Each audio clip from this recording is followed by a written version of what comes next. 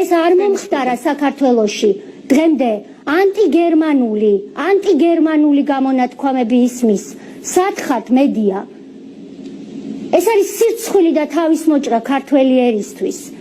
გერმანელები, რომლებიც ჩვენი რო დავიბადეთ ახლიდან 90-იან წლებში, მათი წყალობით, ამერიკელების წყალობით, ევროკავშირის წყალობით დგავართ დღეს ჩვენ ფეხზე კოდექსები რო გვაქვს.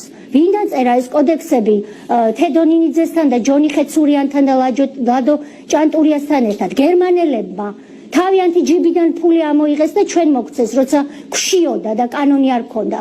დღეს ანტიგერმანულ გამონათქვამებს ვისმენთ. ბატონი კნირში, რომელიც გამოირჩეოდა იმით, რომ მას ჩემთვის მოუწია დავალებები, რომელიც არ შემისრულებია და მოუწია ნამდვილად მაგას ვერ დავიჩემებ, მაგრამ ჩემთვის მოუწია დავალებები, რომლებიც არ შემისრულებია და მძიმე საუბარი ყოფილა, რომელიც ყველაფერი იყო დიპლომატიურის გარდა. ამის გამო მას ქონდა და მე შევსწრები ვარ სხვა საუბრებს, სხვა ჩვენს მაღალი თანამდებობის პირებთან, როდესაც ის პირდაპირ უზრდელად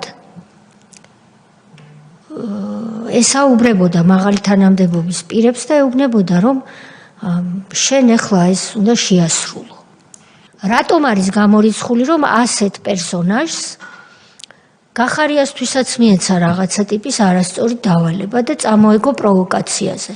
ან სხვას, რომელიც გარეთ იყო.